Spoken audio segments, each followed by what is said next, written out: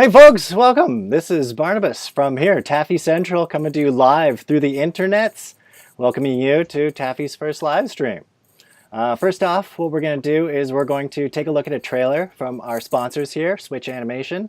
They have an upcoming cartoon called The Perfect Project, and its purpose is to promote positive reception and perception of autism. So we're going to take a look at that. There's a series in development. Take a look. There are all kinds of superheroes. Some are faster than a speeding train. Some fly, some are strong. Others use their brain. And some superheroes are so special that they're hard to explain.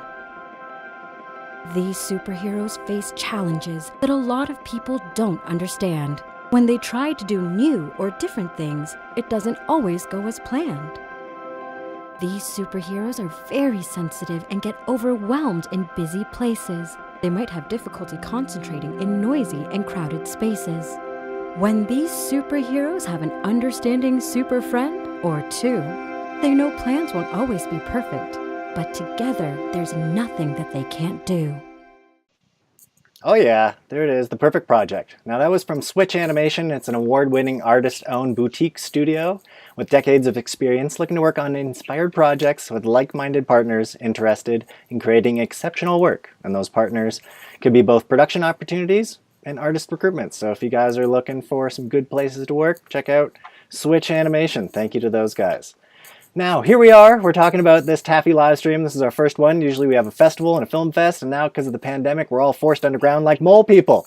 So, to combat that, we're doing this live stream, and Kris Pearn and the team from the Willoughbys is here to show so much cool stuff. It's amazing. So, it is amazing. All the stuff and cutscenes. Wow, wow, wow, wow. But what we want you guys to do, we're doing this as a bit of a fundraiser for TAAFI. So if you want to, if you'd like to, if you have all this extra money from the government and you want to give it to us, or a few dollars, or $5, there's a donate button from PayPal. Shoot us a few bucks. That'd be nice.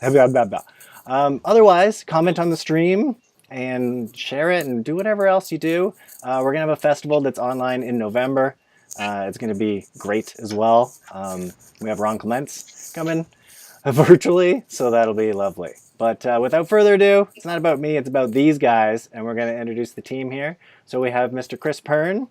Kris Pearn, give it up for Mr. Kris Pearn. Now, Kris, how are you guys? Tell you a little bit about him. Kris was born and raised in Canada after graduating from Sheridan College. Kris has spent most of his life making cartoons, both film and television. His credits include Open Season, Surf's Up, Arthur's Christmas, Shaun the Sheep, Pirates, Band of Misfits, and Home, to name a few. He was head of story on Cloudy with a Chance of Meatballs, co-directed Cloudy 2, Rise of the Leftovers, and most recently wrote and directed the Netflix animated feature The Willoughbys, based on a novel by Louis Lowry. Now, Kris has been nominated for several Annies and taught at Sheridan College, lectures all over the world through schoolism, and has even taught a TED Talk called The Optimistic Opportunity of Failure. He's also illustrated several books, including Edward, the Tree Climbing Dog, Project Superhero, and Tales of Spiffing. He also loves to draw. Give it up for Kris. Whoa! Thanks for having me. Next up, we got Fiona. Hi, Fiona.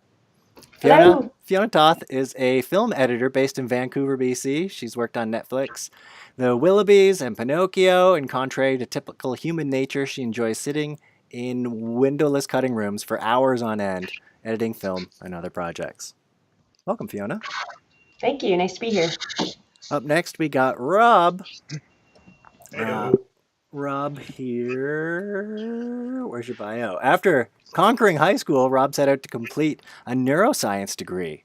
A disagreement surrounding the comedic value of rat brains going splat on the ground prompted Rob to reevaluate his career interests.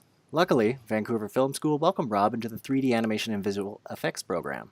Rob has now been in the industry for over 17 years, working at several studios, including Nerdcorps, Bardell, Rainmaker, Lucasfilm, Singapore, and Braun. Most recently, at Braun, Rob helped build the studio from within, growing from a low-budget motion capture TV special to high-quality feature-length productions. First completing Henchman as the animation supervisor, Rob then transitioned to the Netflix animated film The Willoughbys to help develop and launch the animation. With heavy production hitting, Rob then stepped up to take on the co-directing role with Kris. Most recently, Rob has embarked on a new and exciting journey of teaching at the online school CG Spectrum, and other notable films and TV projects that Rob has worked on, including Escape from Planet Earth, Space Chimps, Star Wars The Clone Wars, and Viva Pinata. Hi, Rob. Thank you. Next up, we got Mark. Mark is a writer and director and storyboard artist from Toronto. He's on the other side of the town. His mom thinks he's a super talented guy, and she's very proud of him. He worked as a story artist on the Willoughbys, but over the course of the production started helping Kris do rewrites and ended up co-writing a draft of the script. His biggest contributions to the film were the scenes Nanny Makes Breakfast and Melanoff's Sad Story, which he almost entirely wrote and storyboarded by himself, and they were cut. Hi, Mark. Welcome. Fiona's fault. Sorry. Cutting room floor. Next up, we got Sebastian. Sebastian Brodin is an award-winning 3D animation director and writer who has been working in the industry for over 20 years in creative roles, including director of photography, head of previs and layout, series director, CGI director, animation director, and many, many, many other roles. Sebastian started his career in '96 at the 3D animation school, our studio Mainframe Entertainment, as a junior animator for the first 3D animated TV series Reboot that aired in '94. Oh yeah, I love that one. He won a DVD Premiere Award at the as animation director for Best Character Performance in his work on Barbie and Rapunzel, and he won a Leo Award for his first script for League of Super Evil, Friendship Day, in 2011. Sebastian's first feature work was on Netflix The Willoughbys as director of photography and head of previs and layout. His animation directing credits include Slug Terra, The Deep, Kate, Mim Mim, LOSE League of Super Evil, Rated A for Awesome, Stormhawk, Spider-Man, the new animated series, Barbie as Rapunzel, Max Steel, Action Man, Transformers, Beast Machines, and Dragon Booster. Welcome, Sebastian. Thank you. And Aniket. Last and not least, Aniket was born and raised in India since a very young age. He was that kid in the class who loved to draw. He loved for animation was a natural progression from there on. To pursue his dream of becoming an animator, Aniket moved to Vancouver and graduated from the Vancouver's Film School Classical Animation Program 2008. His first job out of school took him to France, where he worked about 4 years at Ankama Entertainment as a 2D animator. Wanting to make the transition to feature animation, he moved back to Canada in 2012, took the online program at CG Spectrum College of Digital Art and Animation with a diploma of 3D animation. And during this time, he was animation supervisor on a few TV shows for Hasbro and Teletoon, and also animated on a pilot for Amazon's Nico and the Sword of Light. He got his first big break in CG feature animation in 2014 with Bronze Animation's Henchman as one of the lead animators at Netflix. On the Willoughbys, he's very proud of the unique animation style that his team developed for the movie. And since then, he's worked as a senior animator on Netflix Over the Moon and is currently working at Sony Picture Imageworks. Welcome, Aniket. Thank you. Pleasure to be here. Welcome to everybody. And we're going to throw it over to Kris now, and I'll hold on for dear life. Thank you, folks, for doing this. This is super exciting. And take it away. Thanks, Barnabas. Thanks, TAAFI, for having us. And hi, guys. Hello. Hey. Everybody. The pandemic, we haven't seen each other in a while, so this is good. So, Willoughbys, what do you guys want to talk about? Shall we start at the beginning? Barnabas, do you want to go to slides here? I do. Let's do it. Okay, so the Willoughbys started off as a book. So the next slide's got the book cover by Lois Lowry. And when I read the book, the thing that sort of hit me was like there's a funny juxtaposition of irony. So it's sort of the story about an average normal family, so 4 kids and 2 parents. And the irony is that they kind of all want to get away from each other to make their family better. So it's really about 4 kids that want to be orphans, and the problem is they have parents. And so they orphan themselves by getting rid of their parents, and then they realize that that's a terrible idea, have to go on this road trip to unorphan themselves. So it's got some sketchy subject matter. Really early on, we developed a teaser that kind of helped us get the tone of the comedy and get the some of the early testing done for the look of the film. So I think, shall we show it? This would be clip 1. Yeah. I don't think anybody's really seen this outside of the studio, so this is a... Meet the Willoughbys. Listen, if you love movies about families that stick together and love each other through thick and thin and it all ends happily ever after, this isn't a film for you. This is about one of the worst families with kids that, play with explosives. The parents are verging on the mental. They ignore their kids. See what I mean? It's really dysfunctional. That's why I liked it. This is an odd film, to be honest. Look at that, gunpowder, right outside the window. And they're lighting it. There's a baby on a rocket, and the parents don't give a... Off it goes. That's quite funny. Sweet mother, have you seen the children? No. Splendid. Unbelievable. And a baby strapped to a rocket. Just exploded, so the baby's dead. Brilliant. The Willoughbys. Dead babies. Oh, it's not dead. But it might be by the end of the film. Who knows? No one yet. Watch the movie. You'll love it. See, I'd watch this.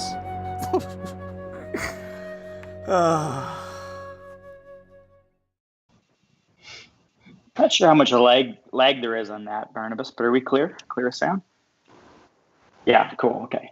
So we were really lucky that, partnering with Netflix gave us an opportunity to kind of keep that tone and that style. Rob, Aniket, when you look at that, what do you see? Because I really noticed like a lot of stuff that we were trying to figure out, but it's a lot more cartoony than where we ended up, isn't it? A little bit, yeah. Oh, yeah. I mean, the interesting thing was a lot of it stayed, though. If you look how flat everything is to camera and how the camera moves are very planar, how, we were thinking about designing all the facial animation to camera, how we were thinking about kind of in and out gags and isolation. It's all kind of in there, which is actually really interesting to watch that retrospectively, because it's like we knew a lot and then we discovered it throughout the movie again, even though it seems like we kind of hit it at the beginning, which is an interesting reflection. But yeah, there's a lot there. And same with effects, like with all the smoke and stuff made up of these handmade materials. All that, I'm glad it made it into the final as well. I think that rocket smoke was the first time we had the studio going, you can't make this movie. Yeah.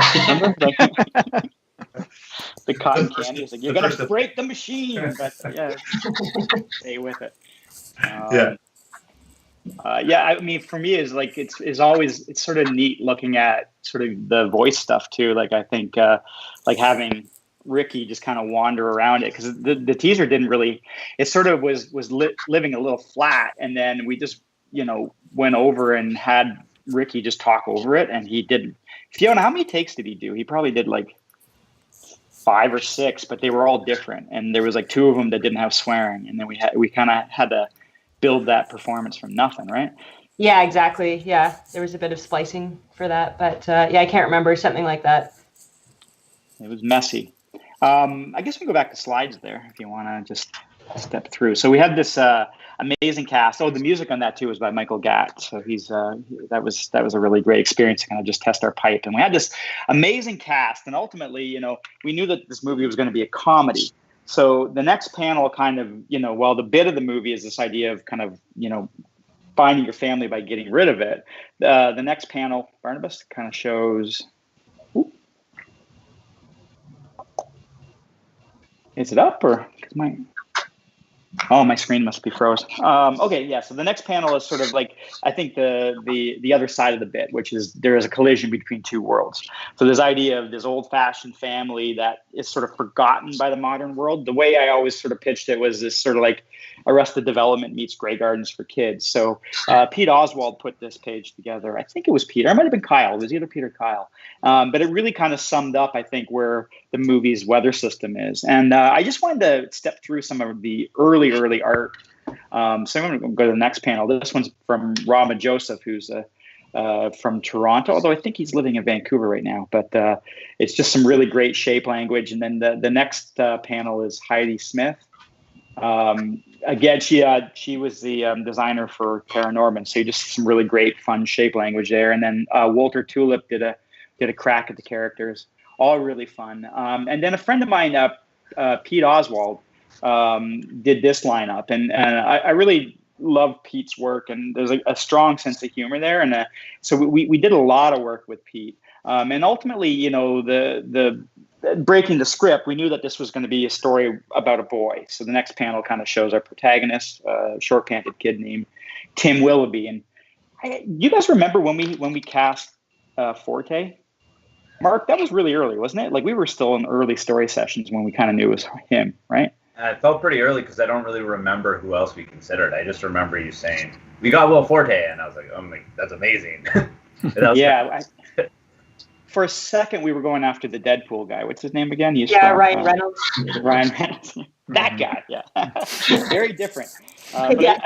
I kind of feel like Tim kind of looks like Forte, even though he doesn't really. There's definitely a Forte quality there. So we can step through some of the early Tim stuff. One of the things that we were really always wanting was to make sure that the movie felt funny. So Pete put this page together, like looking at sort of the, you know, bossy anti-hero, with that kind of, I hate to use the word nerdy, but just awkward. And the awkwardness comes from the fact that Tim just doesn't know. He's never really been outside too much. So I want to step to the next panel there. Early on, Pete was really into the old-fashioned thing. The 2 in from the left looks like Stephen Harper to me, and the one right below looks like John A. McDonald, even though Pete is an American. So go figure. I want to go to the next one. I love these ones. This is where the short pant idea started showing up. We were talking to Pete about this notion that imagine that Tim was sort of at the edge of adolescence, and he sort of shot up through the only pants he's ever had. So that awkwardness is something that we really started to lean in. And then I think we transitioned. Do we go over to, these are early Craig Kelman stuff. And Craig's just got this amazing ability to distill things down to really basic shapes. And so this idea of he's kind of built on the anatomy of a Q-tip. And then ultimately, the next panel is good. We can look at the thing that really, very early on, we thought about Tim is that Tim was this guy who is sort of living with this family that suffers from a lack of love.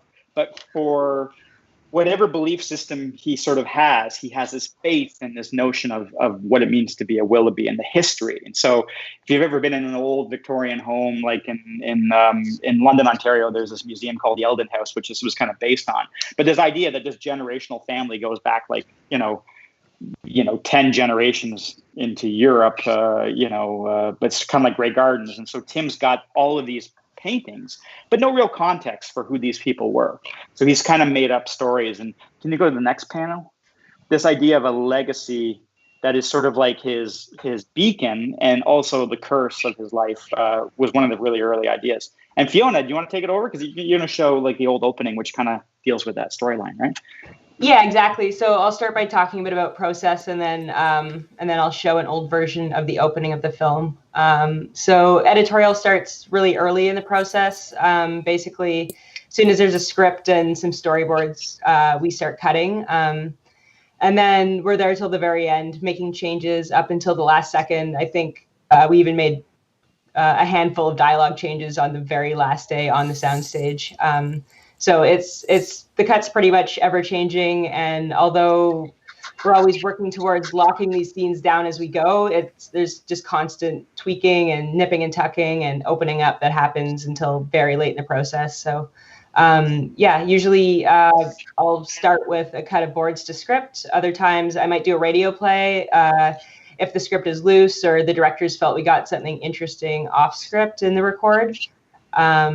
I would then send that radio play to like a board artist, and they would draw to that. I might do an improv pass, so like an alternate cut if there were funny improvisations. We had a lot of strong comedians in the cast, obviously, a lot of old SNLers and stuff. So most comedians are quite weak, like as humans, but the artists really, they were physically very strong. Physically impressive, especially Martin Short. Exactly.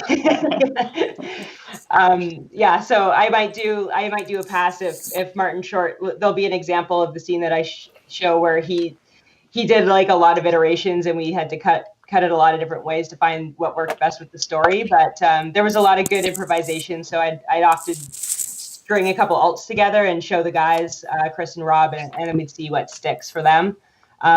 Kris's sort of motto and edit was always funny always wins. So I would keep that in the back of my head for, scenes that needed comedy. Even sad scenes, right? it's funny all the time, even in the even in pandemics, Fiona. It's true. So that's kind of a rundown of the editorial process.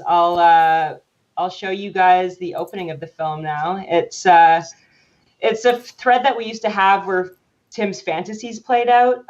So we ended up losing that thread altogether, but I'll just let you guys see it. I won't say any more about it.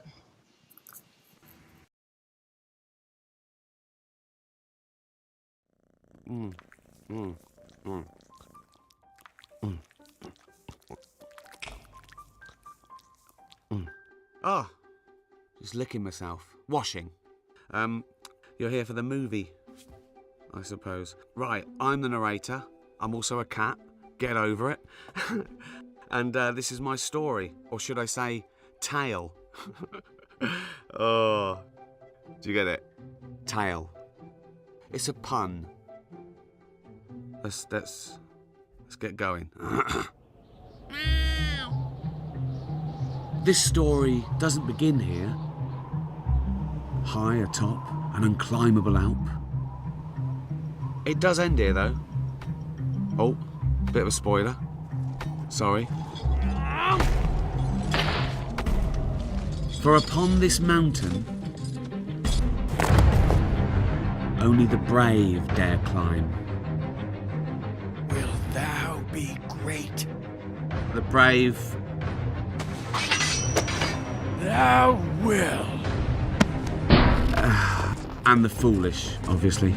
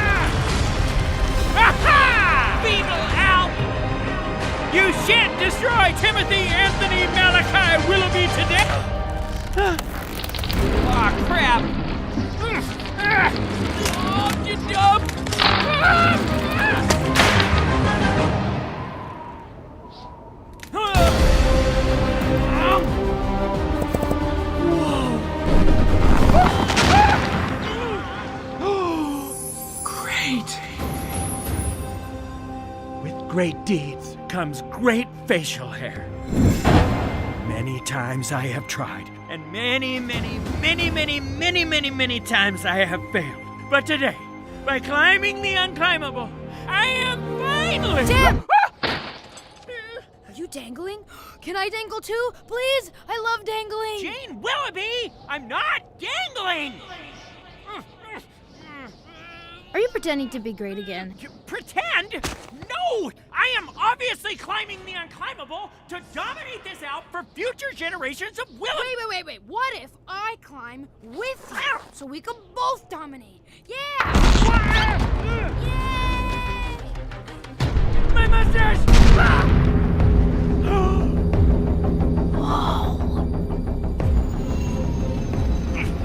Barnaby Willoughby! Turn that abominable machine off!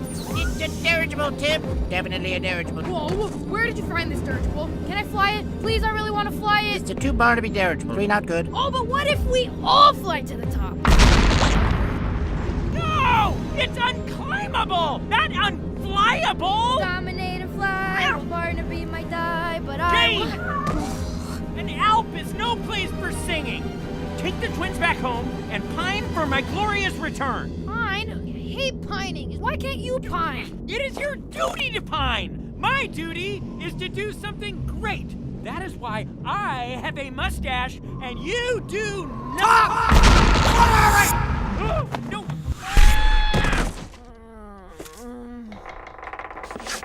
No, Great Edmund. Oh, what have I told you about dangling in front of Mama? I can't knit. She can't knit. I can knit. Well, I don't know how, but I could learn. What? And we can make the Barnabys another sweater. Stop talking. That's what they want. Another sweater? Disgusting. They have one sweater, now they want two. Nope. Yes. We like one. What is the short-panted one doing? Put that flat man down! Oh, dear. Just restoring Edmund. Oh, I like him the least. Punish him. Oh, Mother. Punish. Punish. Oh, Leon, yes. Son. Great Edmund! My only son. I'm a son. Me too. Do you remember the Willoughby family credo? Will thou be great? I will, sir. My boy. See how well hung your father is. Mature, bushy, strapping, vigorous, hairy. Great. Some say the greatest. I've heard that whispered. Perhaps. But I have a feeling, my darling son, the next Willoughby to fill this empty gap might even be greater. Sir, I shall not rest until... That is exactly why it is my duty to tell you that you are not great. You will never be great. Stop trying so hard to become great because it is getting in the way of the only other great thing in this house. The great love I share for that great woman. My lady. My lover. She's exotic. Off to the coal bin with you! Do it. Do not come out until all your great dreams have withered. Do it. You are punished! Yes. I do hope his great dreams finally wither. Just like yours did, dear.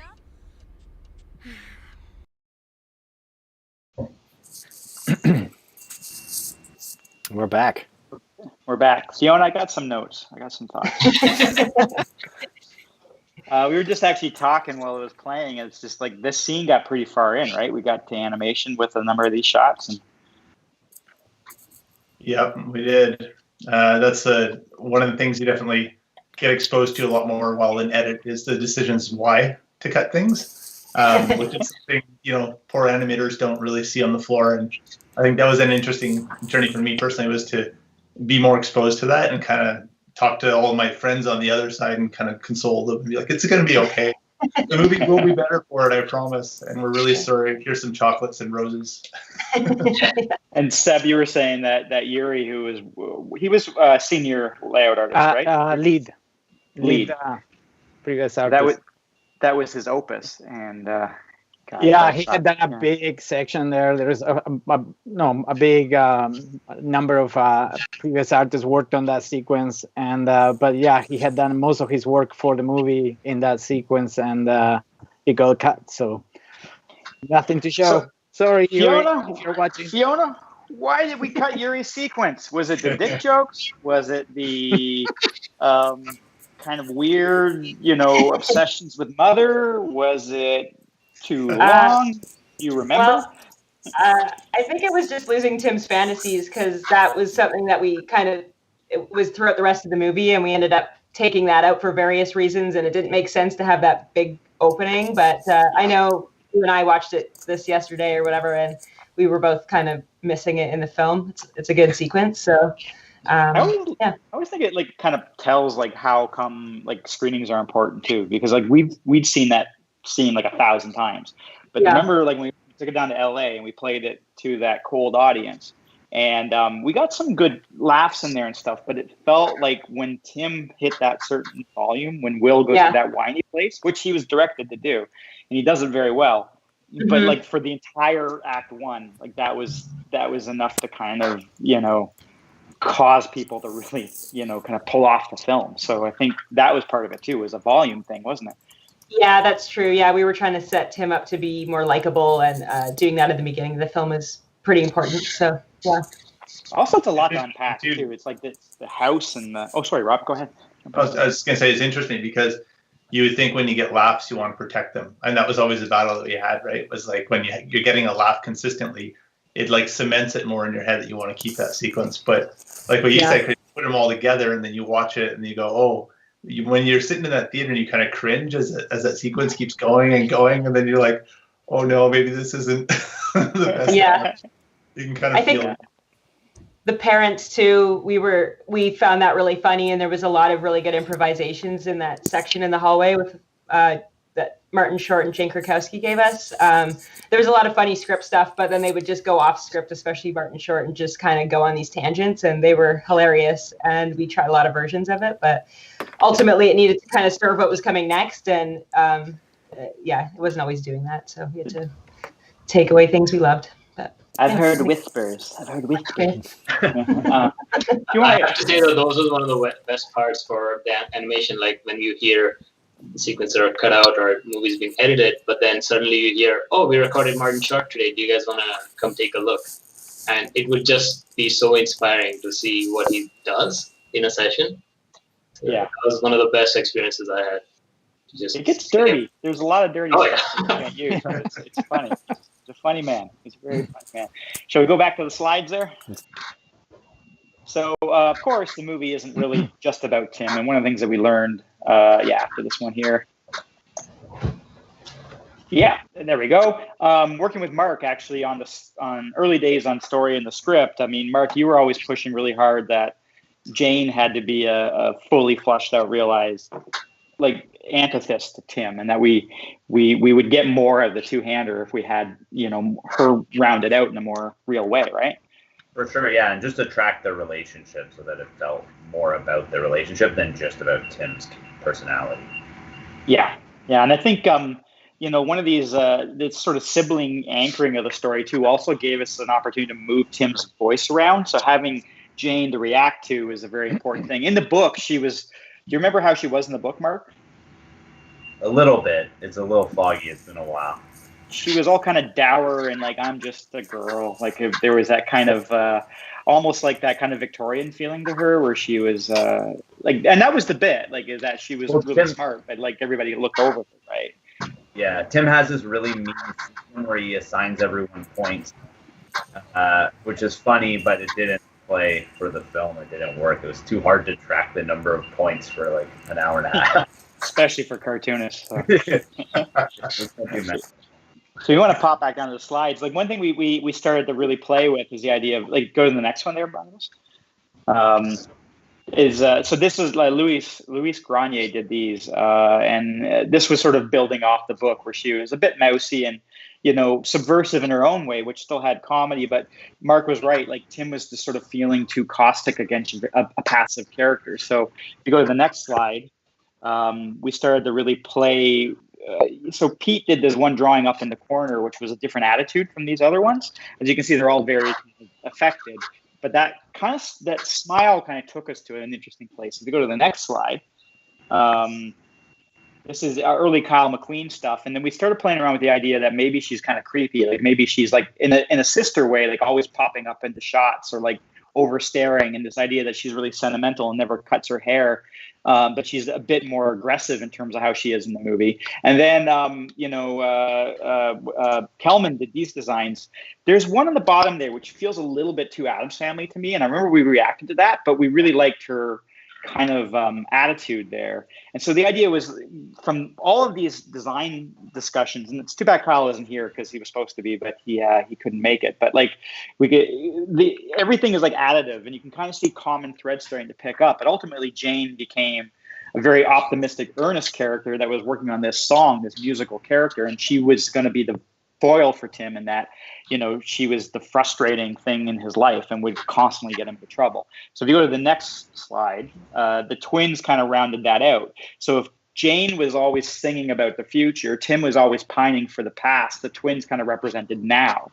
And the idea was that they're very present, and they're kind of like these feral kids raised on books. And really like the idea too, if you go to the next slide, that one of the things we were playing with is that they kind of live in the library, so they kind of hold a lot of the practical knowledge in the world. We were really playing around with this idea that they kind of had Einstein hair and dot eyes too, because that was something early on that we were looking at Lois Lowry's illustration style. Ultimately, we kind of moved through all of this. Kyle was the one that one of these panels here towards the bottom there. The idea was that, what if they were like, Danny from The Shining. And we kind of pivoted the creepy idea from Jane to the twins, because let's face it, twins are kind of creepy. And so that kind of notion of them sitting in the lineup where they didn't have to really ever grab the camera. They could always be in the back of the shot. So these big mushroom heads could sort of own space without ever needing to have the shot be about them. And so that allowed us to kind of park them in places. And like Rob and Aniket, you want to talk at all about that? Like just sort of how we used the twin in the movie? Oh, yeah. Go ahead, Aniket. Okay. So, well, kind of expanding on what you said, like I really like how their character traits gave into how they move as well. So like Tim being kind of stuck in the past, so he's repressed, and Jane looks forward, she's optimistic, she sees flows, but the twins are just about execution. So they just see it, they just do it. So we almost give it like a bird-like focus, razor sharp focus, just direct to a thing and just do it. So it gives it that zip-zap, zany movement that kind of expanded from their character. Yeah. And like the camera, Seb, like one of the things that we were always telling your guys to do is just like stop moving the camera, like just lock things off. And I think having like the twins, like these goalposts, that was another kind of just compositional thing that we were always aiming for, wasn't it? Yeah, definitely. You know, I mean, even in my background, you can see them there, so being the goalposts. Beside new line. Yeah, don't move the camera, Seb. Keep it. I won't move the camera. But yeah, no, that was the idea, and it was a very interesting process to try to keep up with them, to try to showcase some of the movement that they had, within the shot without moving the camera. So you're right, though, Rob. Like the teaser kind of showed us that like that trusting of that near far gag and just treating them like silhouettes. That was a pretty early idea. And they were pretty active.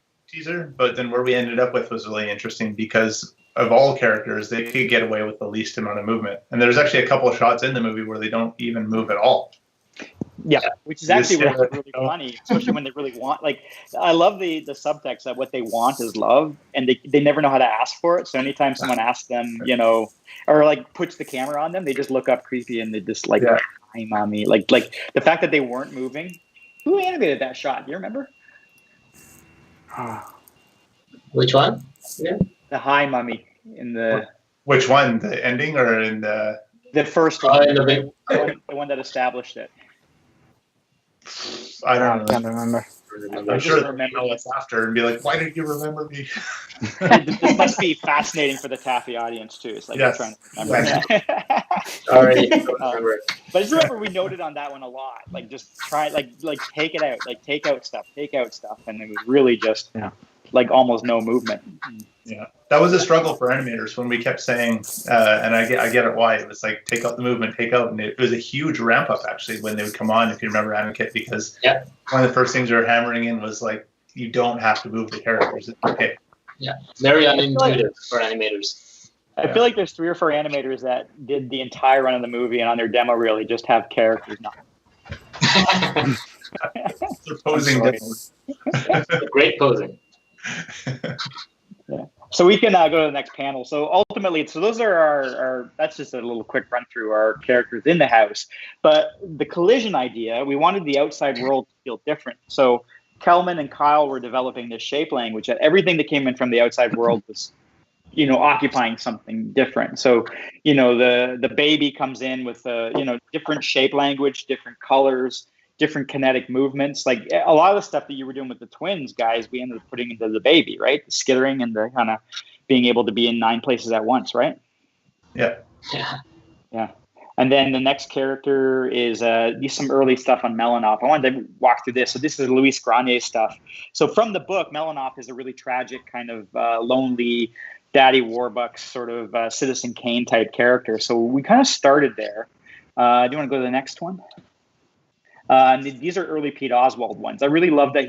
One of the things we talked about is that he's using his own stuff. So he's kind of like what do you call it? Like an alcoholic, but with sugar. So Pete was kind of leaning on this idea of like him being like almost like Nick Nolte or like a Gary Busey type. Like I kind of imagine like that's what Gary Busey would answer his door like now. And mugshot. Idea of like him being the commander. And I think actually Kyle was one to crack this. This is a think, is this Pete Oswald? Yeah, this is Pete Oswald. So this idea of him being like a Tempur-Pedic mattress with arms, and so like his shape language was the thing that started to just drive him up in the lineup. Do you want to step through these, Barnabas? And you can kind of see like this. We found this character pretty early, and then he kind of honed in. Just keep stepping through there. There's Will Smith version. Oh yeah. And these are Kyle's. These are early Kyle's, like playing around with his idea. He has his name Melanoff. So could we give him kind of like this sort of nondescript, Eastern European feeling, which was really fun, and kind of gave him this flair in the world. I love this one of like the cotton candy outfit. Yeah, I'd get croissant. Be really itchy. Be hard to run in cotton candy, I think. And then this is the one that kind of stuck it. So this is where he landed. And then, of course, the last character that... Oh, someone going to say something? Oh, sorry, no. Awkward. Zoom. Skype. The next character, the next slide, is our last character that kind of really comes into their lives, who's a key character, and that's Nanny. And Nanny was a really interesting character. Oh, this is where we're going to talk. Don't show the audience those panels. Go away. Early on, like Mark, you and me were battling it out in London, Ontario, where we had a little studio. And Nanny was this character that the movie turned on. So take it away. Yeah, I think it was definitely one of the harder characters to figure out. And we had more iterations of her along the way. It wasn't like, it's going to be Will Forte. This is what he looks like. Bam, it just happened. But yeah, so initially, like the book, I think there's a slide picture, I don't know, which is the Odious Nanny. And I don't know how many people have read the actual Willoughbys original novel, but it's sort of, the whole thing is a trope on all these old novels and Oliver Twist and all these orphan kind of tropes. So Nancy, can you go to that drawing just so? Yeah, the Odious Nanny. So it's just the one right after Mark's talk. Yeah. So basically, this is Nanny in the book, and she's sort of a spoof of Mary Poppins, but it's not the Mary Poppins that everybody knows now. It's the P.L. Travers' original 1934 Mary Poppins.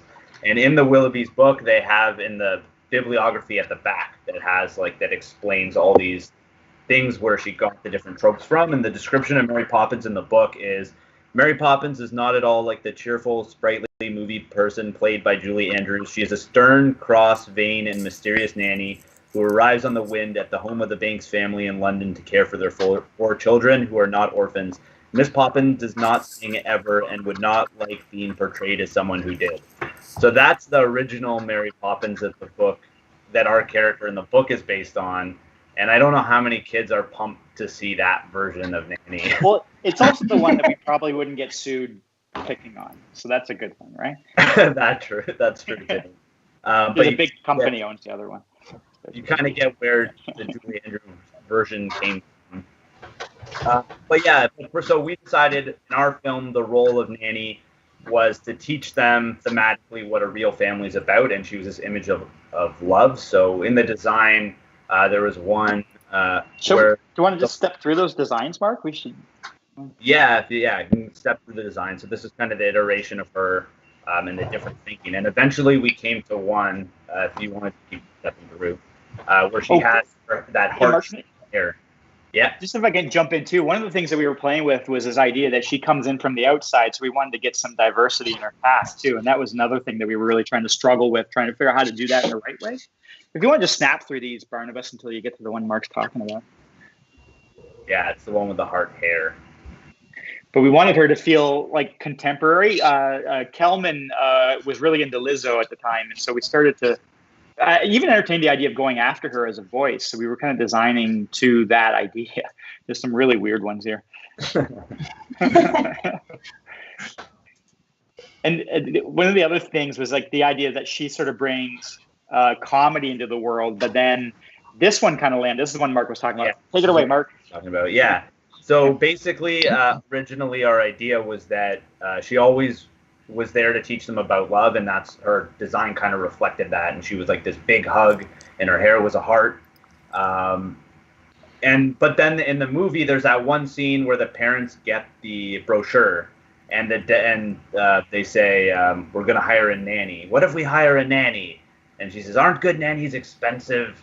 And he says, then we'll hire a not good nanny for cheap. And basically, like, we thought that was hilarious, that she was this person with a good heart, but she had no experience, and that would be super funny. And it kind of took us off on this tangent, and we wrestled to put those two things together cohesively, where she's crazy and has no experience, but also is a good person and she's going to teach them about love. So ultimately, we boiled it down, and there was 3 main versions that I identified. So the first one is that she started off, she was an actress, and she wasn't a nanny at all. She didn't have nannying experience, but her first name was Nanny. Her name was Nanny Andrews. And so she decides she's going to go method, and this is her role of a lifetime. And so she comes into the house, and she's all zany, and she's doing all these different improvs and impressions of Jack Nicholson. And so that's the first clip, if you want to cue it up, which is clip 3.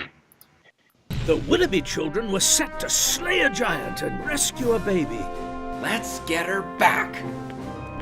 Unfortunately, they were not ready for the medicine.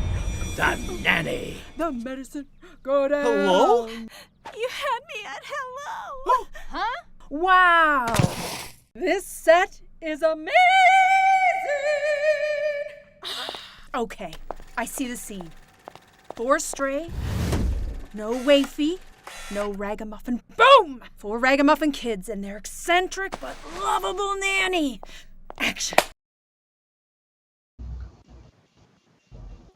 So that was the first version.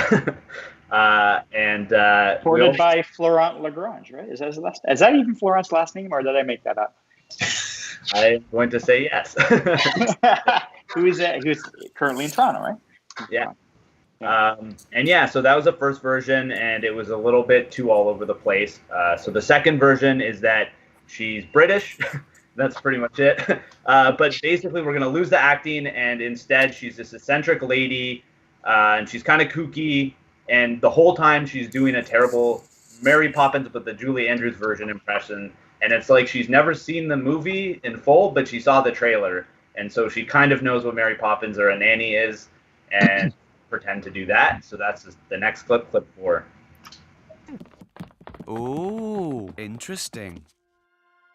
Wow.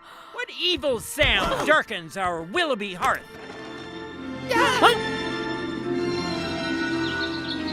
Oh. Why, hello there. You must be the children. I'm your nanny. Nanny? I've got no qualifications, but a cheery disposition. If you please, dear child. Huh? No! As head Willoughby, I command thee to leave, woman! Oh, poor short-panted tot. I know you must miss your parents terribly, but Nanny's here to fill their britches. That was the British nanny. And there's actually a funny story. Maya Rudolph was cast, and she really liked the British nanny. I don't know if Fiona or Kris or Rob, if you want to speak to this, because you were there. Fiona? Rather forget it. You want to tell the story? Yeah, she was. She got prepared to do the accent and basically read lines for the entire movie, I think, for production dialogue. And I guess nobody told her that we'd taken the accent off and we were pivoting her character. So she was really excited. Had a big talk with her kids about the character and what she was going to do with it. And then it was based on their nanny, right? Their based on their nanny that they had in London. Yeah, when they were living in England. So everyone was excited that they were going to integrate her into the movie. And then Kris dropped a bomb on her in the recording booth right as she was about to begin. So yeah, she was not happy. It's one of those moments where the voice goes up. He's like, I'm so excited to do. That's the style I've been practicing. And it's like, woo! I always remember your face too when she's like describing how excited she is. You're like, Well, your nervous energy is just building up. You're like, are you gonna have to say something soon? Yeah. How do I cut this off? Yeah. You know, one of my design flaws as being a director is I hate confrontation.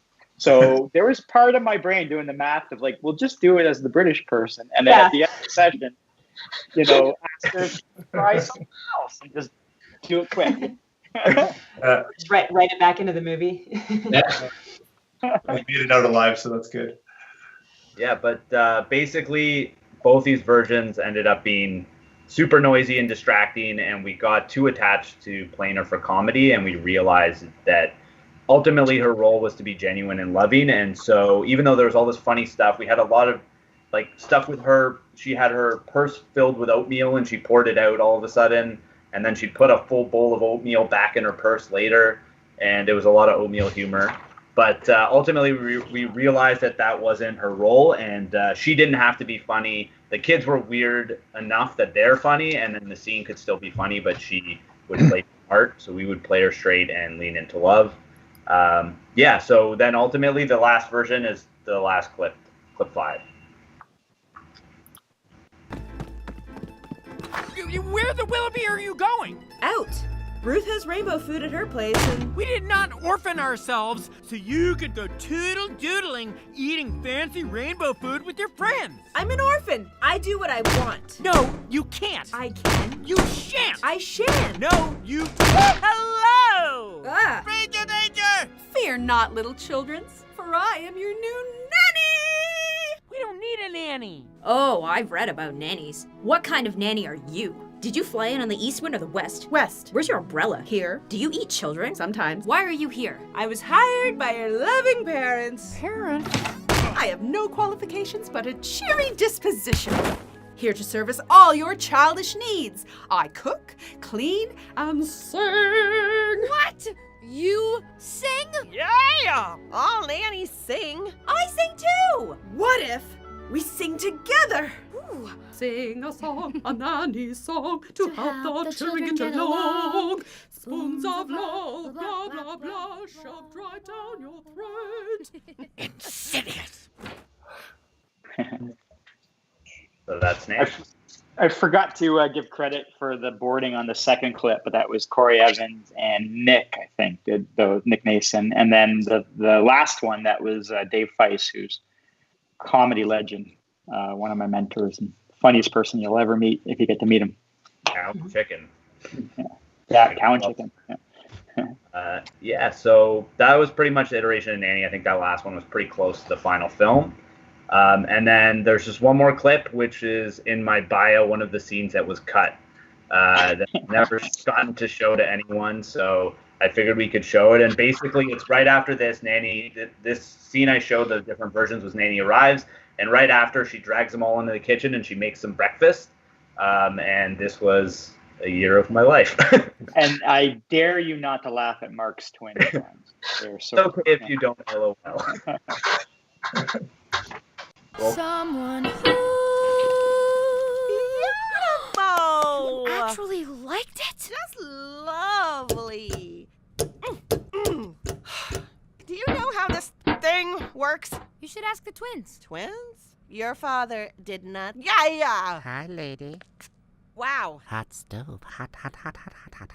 They're the Barnabys. Barnaby? Wait, both of you? Mm-hmm. Yes. Ew.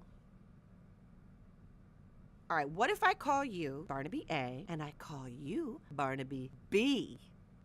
I like B. I like A. Whoop whoop! What? I can tell them apart now. Wait! Oh no! This is not, Oh! Ooh! That's what I call spicy. Ring the alarm. Kapow!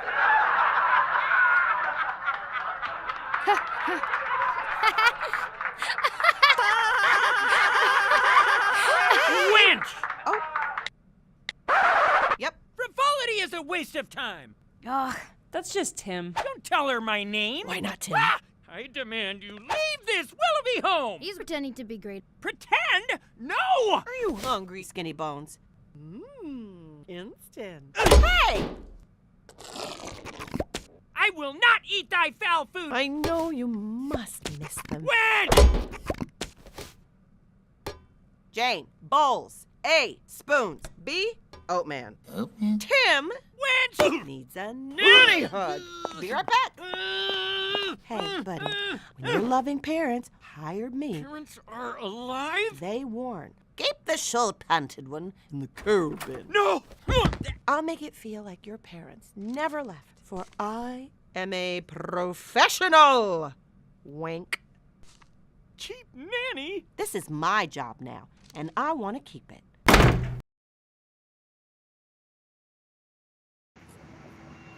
There you go. So my question is, Fiona, why are you cutting all these scenes from these artists?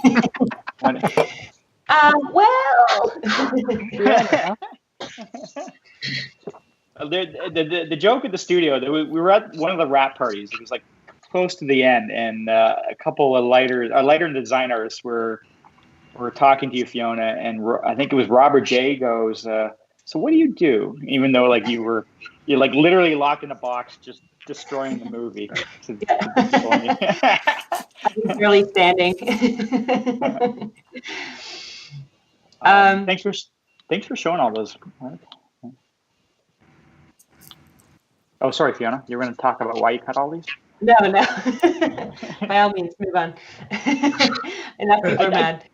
I did want to talk about, like, so you and me were at the record where I think Nandy's character turned. I don't know if you can go to that panel number 56. You'll get there. Yeah, it's just after this one right here. Like one of the things that was really, I think, important to us was that we represented the character accurately. So Kelman did this great drawing that kind of had a vibe of Maya Rudolph. If you can step 2 panels down, Barnabas. Yeah, that one right there. So really, once she started to form this idea that she was like the emotional center, do you remember that record, Fiona, where, she was like talking about her son and that's where the skinny bones idea came in? Yeah, I was there. Yeah. But she had this warmth, right? Because you were sitting right on the other side of the glass. And it was funny because when we asked her to not go broad, she actually has a very soft, kind of caring personality. But then the funny just changed. It kind of, for me, it got smarter. Like it wasn't just overtly jokes. Like there was a subversiveness to it. Yeah, it was still there, but it wasn't. I don't know. She just balanced the two things really well, and it started to line things up with her interactions with other characters at that point. So it was, felt like a win. And it was one of those cases where it's like we would go through pages and be prepared for the records. But a lot of what made the movie was actually her improvising and coming off page, which is, I think that's really special when you can get those happy accidents. Yeah, and it was cool because she really cared about the character, and every time we met with her and it had changed a little bit, she, I don't know, she just took it to another level, and then that would just flow into the movie really nicely. She, she really cared about her performance, and it just got better every time, I think. Which is even good. That concept of like responding to what the voice actor was giving you, I think, Kris, is something that I definitely noticed you really brought to the film and to the studio, is that sort of sense of being open to what the journey brings you, rather than just like, oh, I want to make this film and locking yourself and just going. You kind of discover along the way, and the process informs itself, and you adapt and you change. Allowing Fiona to cut in alternate edits with some of the sort of ad-lib stuff that you had, because you're utilizing the people that you hired really well. And I think that was like a really smart process in all facets of it, but it really definitely is quite evident in the voice acting and how you would kind of incorporate that in as we went. Well, that's why, I love, if you look at our cast, they're all, tremendous improv comedians for the most part, and I think why hire them if you don't let them do what they do? It's a huge resource. Actually, can you go back to the slide there? I wanted to just point out some Kyle McQueen drawings here. That one of the notions was that she's like a walking hug, but she's also like athletic in a way that she's got this sort of strong kinetic energy. And we really wanted her to always feel like this sort of sense of like anything is possible. So she comes into this world with this real, big shape that's ultimately like really just, dynamic in a way that the Willoughbys have never seen. The other notion too was that the Willoughbys were almost like mummified in this house. So they were all a little bit starved or anemic. And so all the other characters that come into this world are, they kind of represent a larger than life opportunity for the kids' fantasies. And so like looking at these Kyle McQueen quick sketches here, there was an early animation test, which is the next clip that I wanted to tee up and throw over to you guys. Rob, if you want to talk about this one. Yeah, I think so. Yeah, the clip we're looking for here is actually really cool. It's very simple, but it's one of the first ones that, you know, when it was completed, it was Gabby that did this, right, Aniket? Yeah, Gabby. Yeah, when she finished this, everyone's like, "Oh, that's the nanny right there!" Like it, just the way she moved and sort of the attitude and the snappiness of it, super cool. And it's something that, you know, Aniket, you did an early 2D test that had similar vibes to this. That's right. Yeah, it's kind of capturing that sort of that kinetics of a larger character, which I think is really interesting to do it well and have it believable. But yeah, anyway, she's one of the first characters that also like how everybody else is more graphic and kind of plays to the stages to camera more. She kind of uses up the space more, moves around, kind of also the contrast of the house versus the outside world. A lot of things that came into how she moves. Again, why don't you play the clip and why don't you leave Rob and Aniket live over the clip because there's no sound on this one. Okay, you guys can talk. If I can just see it. So again, it's kind of weird to talk about animation without getting into it. But if we just to talk about the principles that guide it, you can see based on again Kyle's drawings, the shape languages, how as she comes, she's the one who rotates the lost.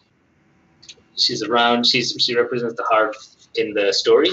So again, she's more free in how she moves. I'm just sorry I can't see the clips. It's hard to comment. For me. It's okay. We've looped it. I think we can come back to you if you want.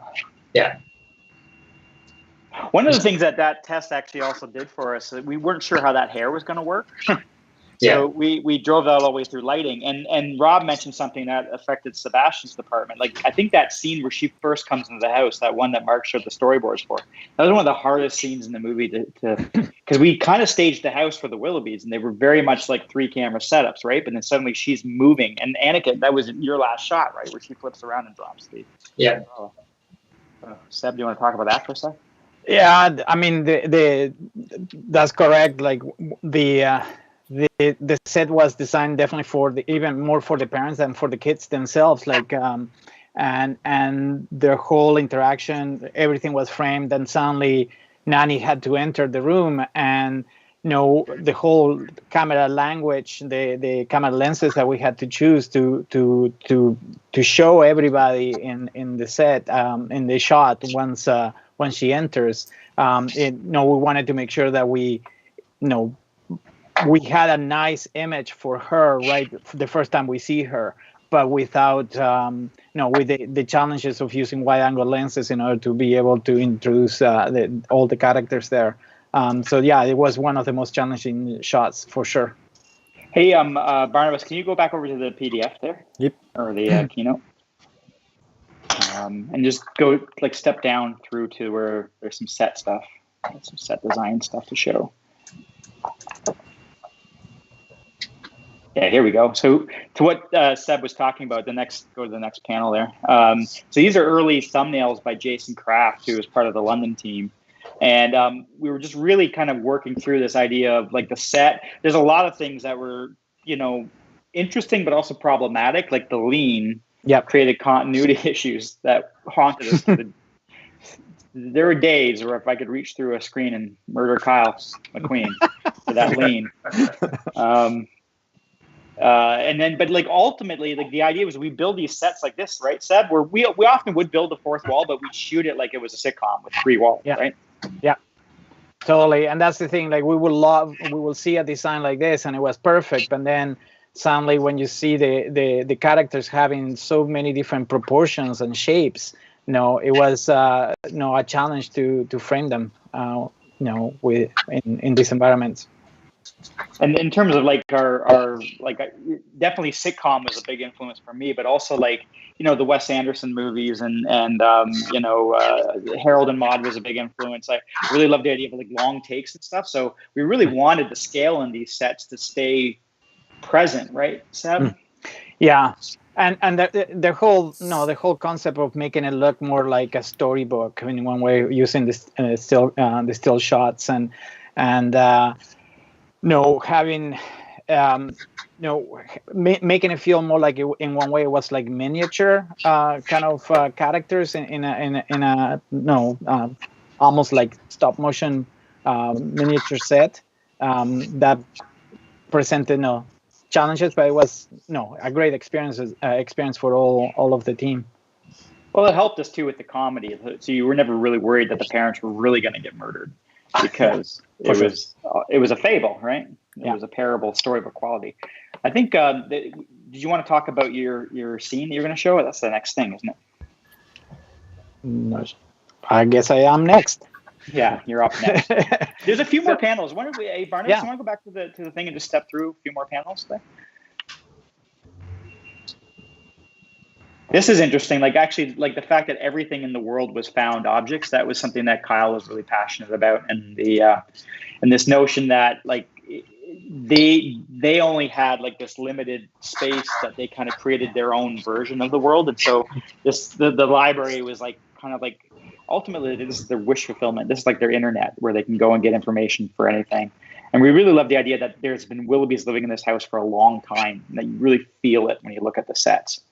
So the next panel actually was, I think this is one of the early, next one.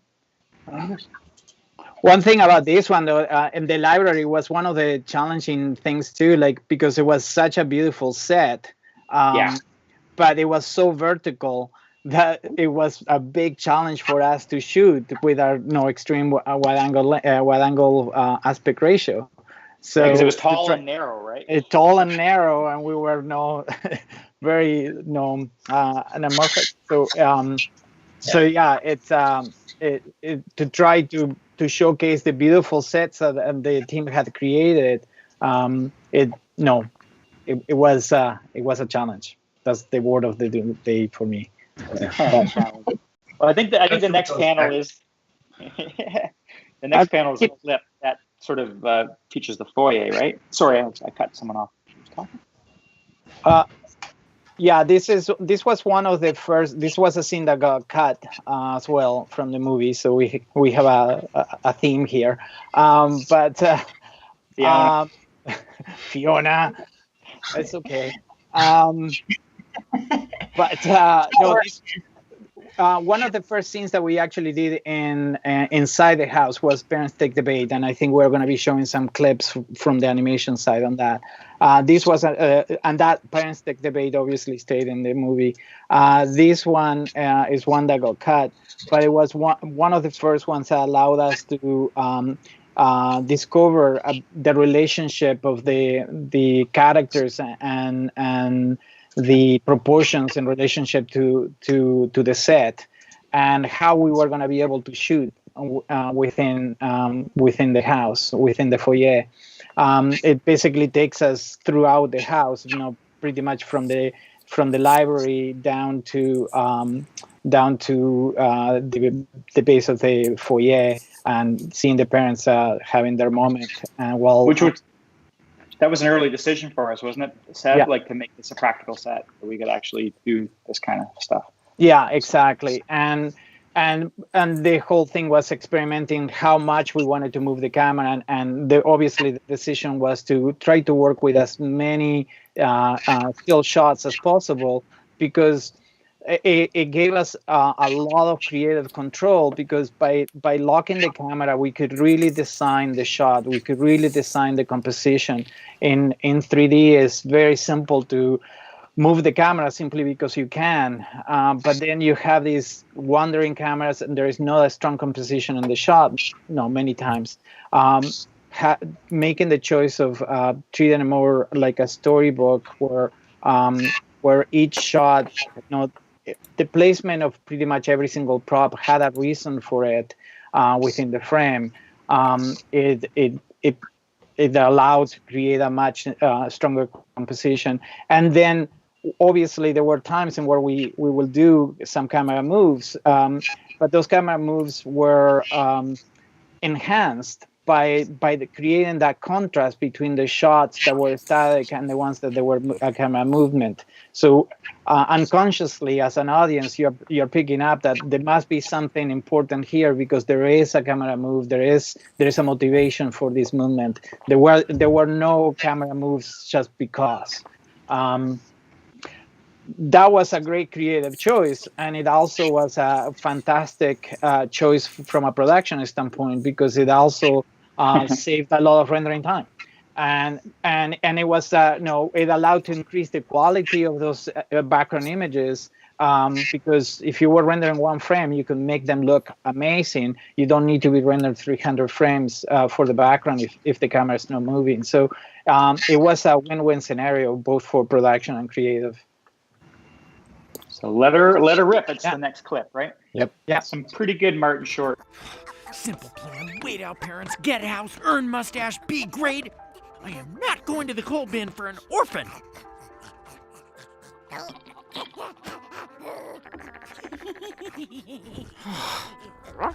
Down, boy, down.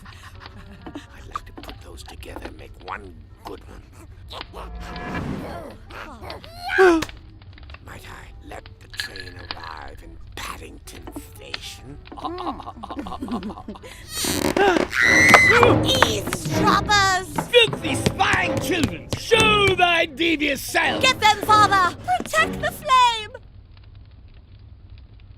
Ah, nothing. Must have been the force of my passion rippling the timbers of our love nest, mother sweet.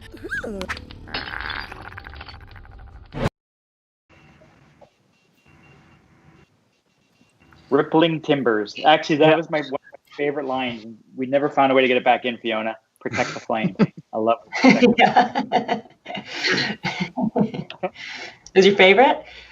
There's a lot of favorites. Yeah, I know, that's the thing. Speaking of favorites, let's talk about animation. Take it away, Aniket, Rob. All right.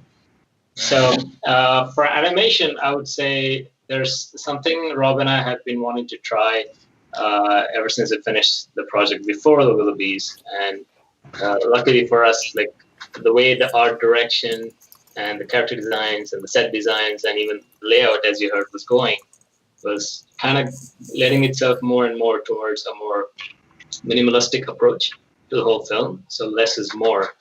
And in terms of animation, what Rob and I came with is, why don't we do animation by giving less images per frame? And so speaking of that, as a technique, we embarked upon this idea of variable frame exposure, which is just a fancy way of saying that while your frame rate stays at 24 frames per second, like all movies, the individual images can be exposed on 1s, 2s, 3s. You can vary it as you need. Do you want to add something to that, Rob?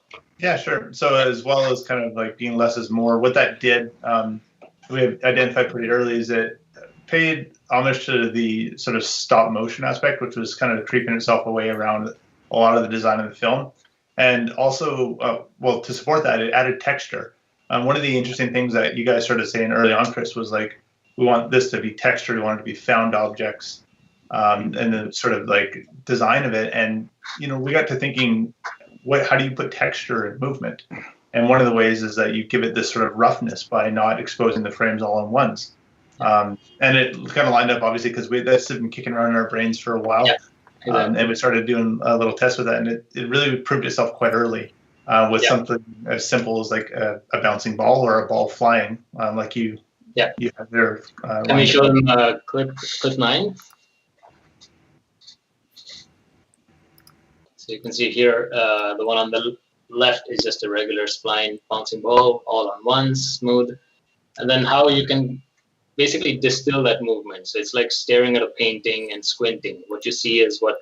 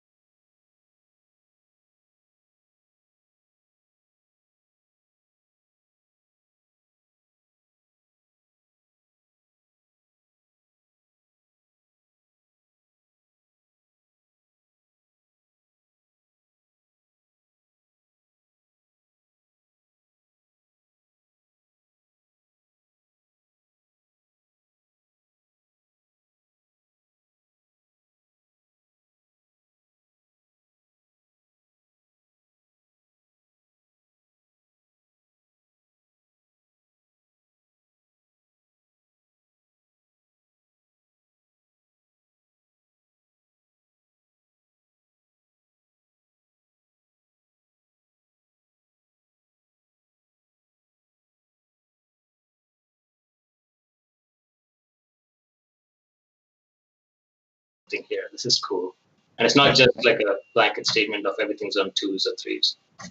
And the interesting thing with this was that, while we were in this office all discovering this or experimenting, that I had like really talented animators playing with moving bouncing balls around, which seemed like kind of a huge waste. But the interesting thing was it actually influenced them quite a bit to distill it down. And then the next test we had was Andrew Agawa did, which is amazing because he just made a bouncing ball into characters and just went back to the basics. And I still look back at this and which one's that, Rob? Oh, was it Willoughbys?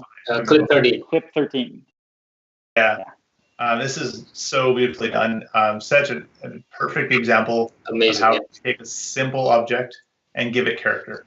And he added tests in there, but like how to animate with VFE, isolation, exploring the personality of the characters, everything he added in here. So this is one of my favorite tests, oddly, from the early stages of the Willoughbys, just because of how clean and simple the example is. Yeah. It kind of helped, as you see, like we like rigs were at the very early stage, so we didn't even have rigs to use. So this was even better to just use some primitives, shape it, just put eyes on them, and really like, guys, it works. So anything after that is only going to plus it. Yeah. So speaking of that, we, as well as doing this, if we move on to clip 14, this is yours, I believe, Aniket. Yeah. And we were. We didn't have rigs, so we were also 2D animating. Those of us that can, not me, Aniket clearly can. So if you want to walk us through this one. Sure. So here, it was like VFE is there as well, but now we also got into like how to integrate the design and the character into it. So as we said before, like Tim is kind of this repressed character, so he pretends to be the man of the house, even though he's not. And when things don't go his way, he just kind of like everything gives, he just gets frazzled.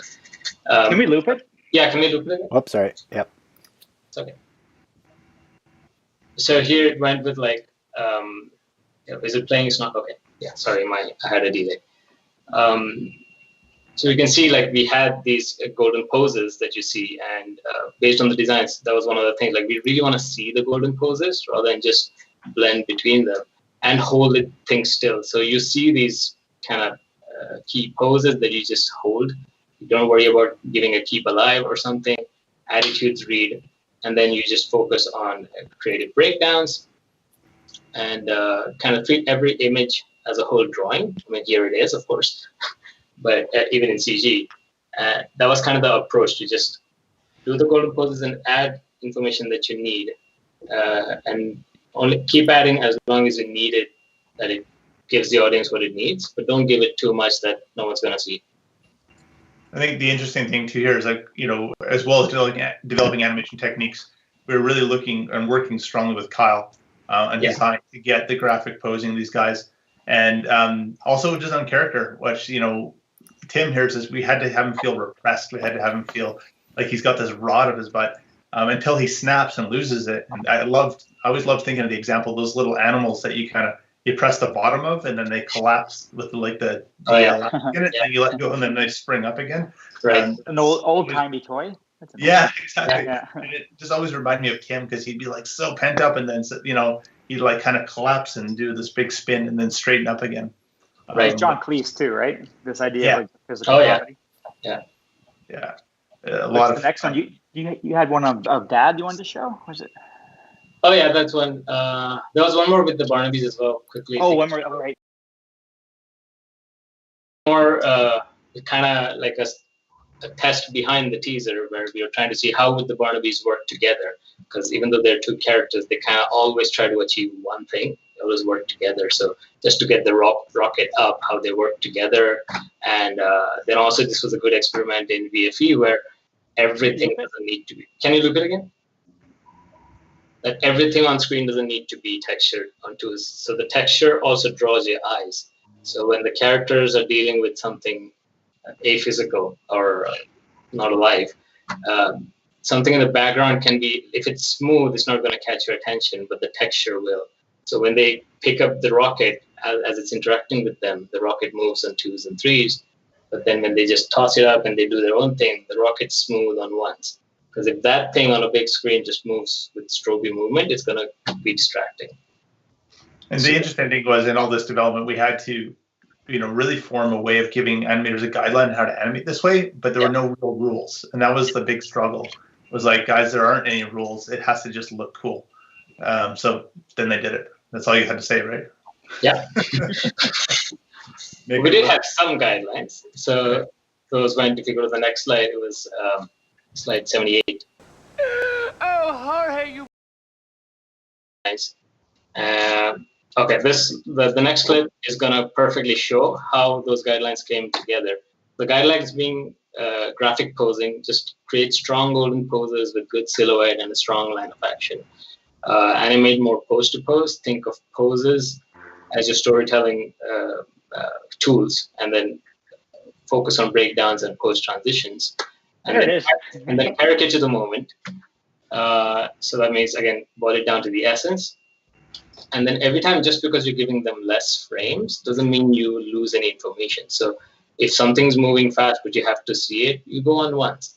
When you don't need it, you try to cut out the frames. So with these, if you put it all together, this next clip, that was the father clip done by Rodrigo, really... We actually, I threw some art in here if you want to step through it really quick to get to the father. Sure, yeah, that's right. You want to just snap through these really quick, Barnabas? Just the evolution of how the parents...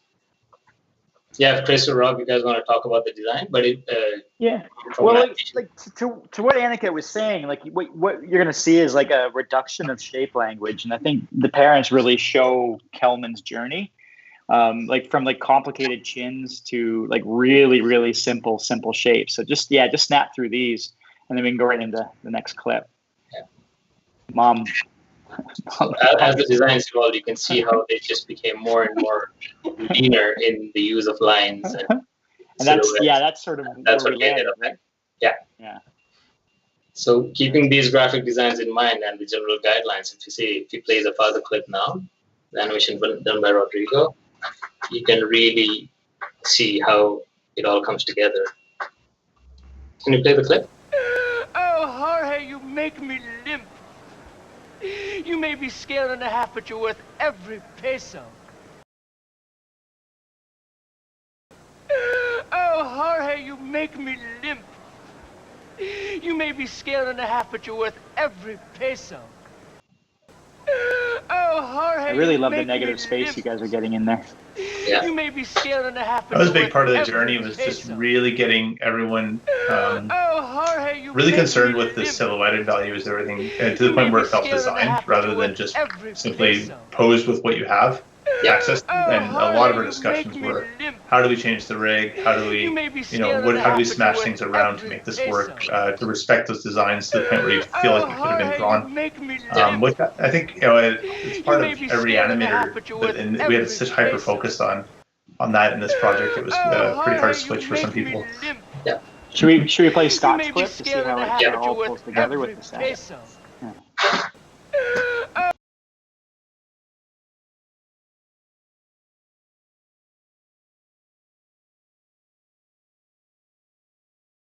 And plus a shot.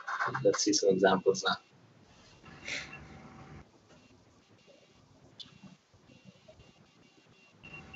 It's great. And 17, is that the...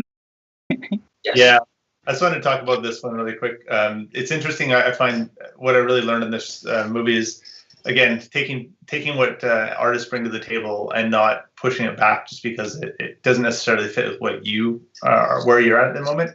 This meld shape that Jason Poulsen put on Mother, he I think grabbed it from an old design or something like that. It just made me laugh so hard. It makes zero sense. And it's just kind of one of the weirdest contortions that we do, I think, in the film. And it is a bit more cartoony and strange. So it kind of lives a bit outside of where the film is in general. But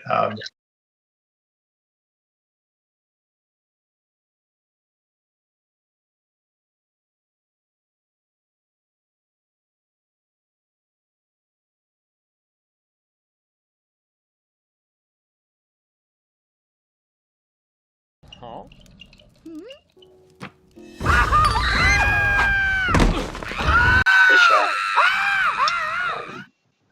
So in this one, I was the middle shot where they freak out reaction to the brochure. I was going to do that shot. I'd done a 2D pass, fixed it, which sequence got put on hold. But then Diego, another amazing animator, who took the shot and just made it even better. You see the final version. Quick 20. Quick 20? Mm-hmm.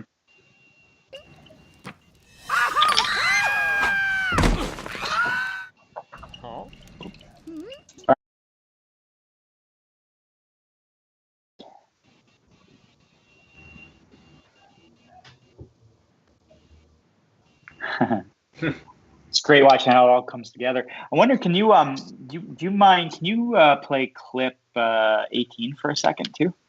I know we're. I just you guys want to talk about, like, you're talking about the off timing of the twins, how the fire and effects sort of work in that theory. Yeah, it was interesting. I was thinking about effects, and they actually ended up being kind of more of a 2D department than a 3D department in a lot of ways, because Helén is amazing, and she had to conceive of these effects that had texture, and lived in movement style of what we were doing, Aniket. So it's kind of this sort of 2s and 3s stuff. Yeah. And they had to feel kind of like handmade, but also feel really cool and feel like an effect. So she ended up drawing like largely from her 2D skills and making this really cool stuff. Like the fire, for example, just modeled. I don't know how many frames there were. Probably 4, maybe 5 shapes. I think 4s, maybe 3s. Yeah. 4s. Yeah.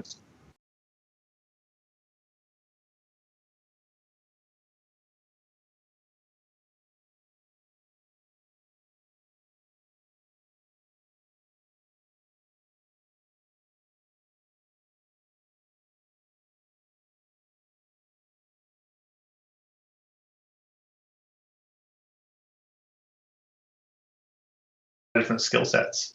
Yeah. I love how the effects always felt like the old days where you would shoot stuff in stop motion and then wind the film back and then shoot it again on a half exposure. Like if you look at Nightmare Before Christmas, like that kind of feeling. Yeah. Like it feels like it was shot like on a different cycle on the same frame. So it's really cool how that all works. That's up to the effects department. It was amazing. Barnabas, we're half hour over. Should we switch over to questions, or do you want us to keep going? Just keep going. There's good stuff. Unless you want to jump. Are you guys anything else you want to talk about with animation, or should we hop into the kind of the house and then some of the last set stuff I wanted? Yeah, I think we're good. Yeah, I think we're good to go ahead. Yeah. Can you rocket through that keynote to frame 105? Kind of covered. Speedy man. Okay, so stories about killing your babies. Okay, so yeah, these are good. I wanted to just sort of walk you through the house and how the house became a thing. So as you can see, like we always knew it was going to be this ornate, old-fashioned house in a modern city. Go to the next panel. This is a Pete Oswald illustration where the kids are in front of the house. That was really where it started to form for me. And then go to the next panel. Robin Joseph did this image, and to me, what I loved is it sort of felt like an atrium. It almost felt like it starts to get that miniature feeling. This is before we'd even thought about kind of leaning into the 2D stop motion set feel, but this felt like a diorama, like something you'd make and bring to school for a project or something. Can you go to the next one? And immediately I found that funny. Like I found it funny how stupid the house was and how hidden it was in the city. And it's almost like those places. And like, if you live in any city, I used to walk to work every day through Vancouver, and it's like there's things you walk by, you don't notice until one day you just stop and look and you see something you had never seen before. And I love the fact that this is like this thing that's tucked in plain view. So it's not like the Willoughbys meant to hide. It's just that they didn't sell and the rest of the world grew up around them. Want to go to the next one? And this is Kyle's interpretation. Now, one of the things that really kind of came out was we really wanted this house to feel whimsical, but also like something from the past. So, the kids, the irony is that the kids try to grow up by staying home. So they don't run away from home as most, kids do when they want to grow up. So we really like the idea that it was a place worth fighting for and worth staying, but also like that's a mistake. The film wants you to kind of get them out of that house. Jason Kraft did these, and to me, like, they just really encapsulate how it's both autumnal and it feels like it might fall down any second, but it's also a place you might want to visit. And we really wanted to keep it old-fashioned but not haunted. That's the other thing. So it has that Wuthering Heights sort of, classic, Dickens, Bronte kind of feeling to it. So, and definitely like a little bit of that nod to. You want to go back to that last one there? The kind of the 2D era of Disney was in play, and trying to keep that as we go through. So, of course, that house has got to come down. Seb, we're going to play another scene that we cut of yours, but this one was hard to cut because this is a really nice scene. But you want to talk about it? Yeah, well, the whole irony is that everything you just said about how we were trying to build this house and creating this whole world that was supposed to be so whimsical and unique, and then we had given the chance to actually destroy it, and but then Fiona cut it. So thanks, Fiona. But yeah, this scene, which it was the whole process of doing more previous work to try to visualize not only the whole timing and the pacing and the emotional aspect of the storytelling of destroying the house, but also trying to identify how visualize the assets that we were going to have to either build or destroy in order to tell this story, and the type of effects that we may need. So obviously super rough, but it gives is a clear representation of what Prives is good at in terms of quickly showcase the emotional beats in the story. This is also where in this version of the movie, this is where our camera became unpinned, right? Yeah. Like we literally kind of put it on a handheld sort of, feeling, because it's like the Willoughbys were about to kind of lose their grounding. And so, yeah. So that's the next clip. 21? 21, yeah.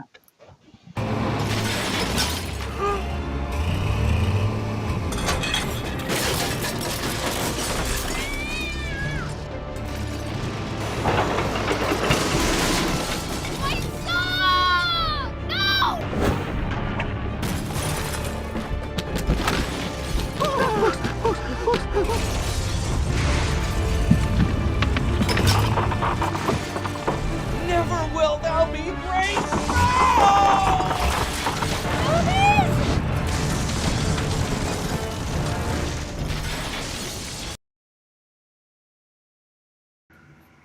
You can send letters to Netflix. Sorry.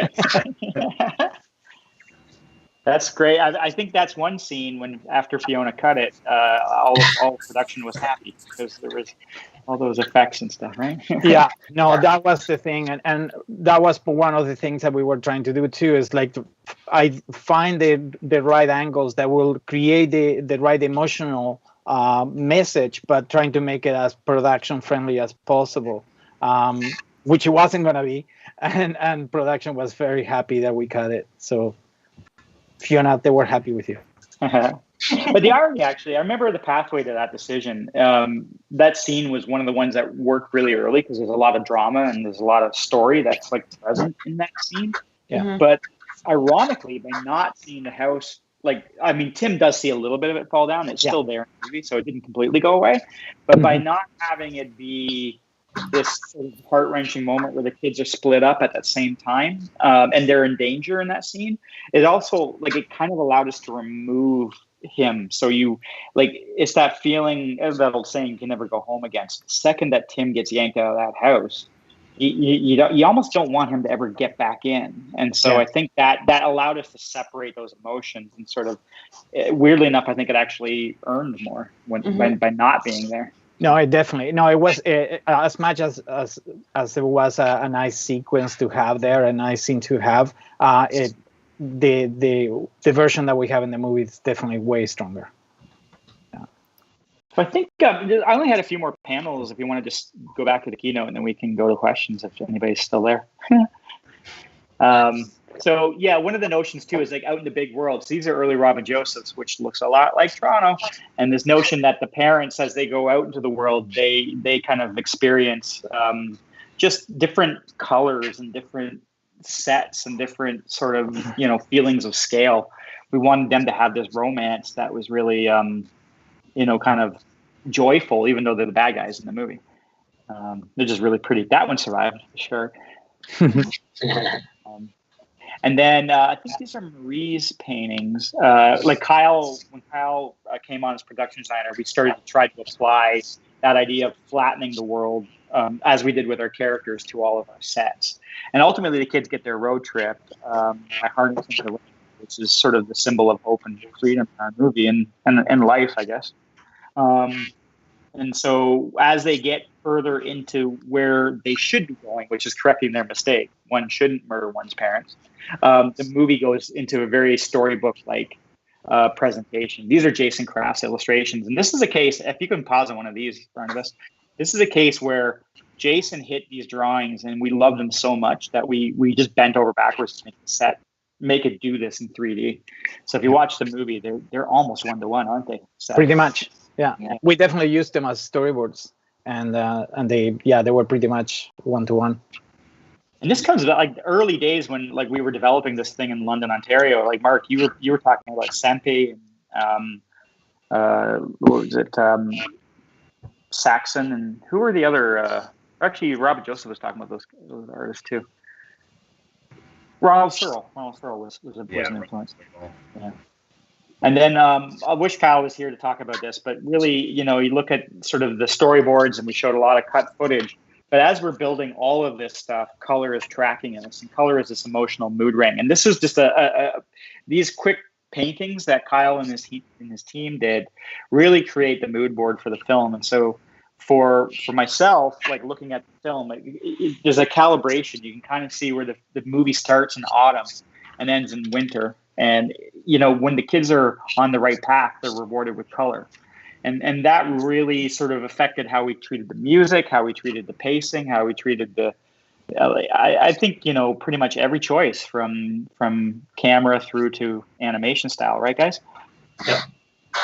Absolutely. What's really interesting about that journey of color, Kris, is how the rainbow kind of it was there always, but it really got reinforced more later in the stages when we started finding out like, that could be really, well used throughout the movie, putting this sort of iconography of the rainbow in a lot of different places to introduce it early and then have the movie grow into that, Mm-hmm. Right. Yeah, because originally it was the notion that Melanoff's factory was trapping all this color and that there was like this sort of rainbow pollution that gave us a Wizard of Oz thing. It's like, over the rainbow is where your dreams come true.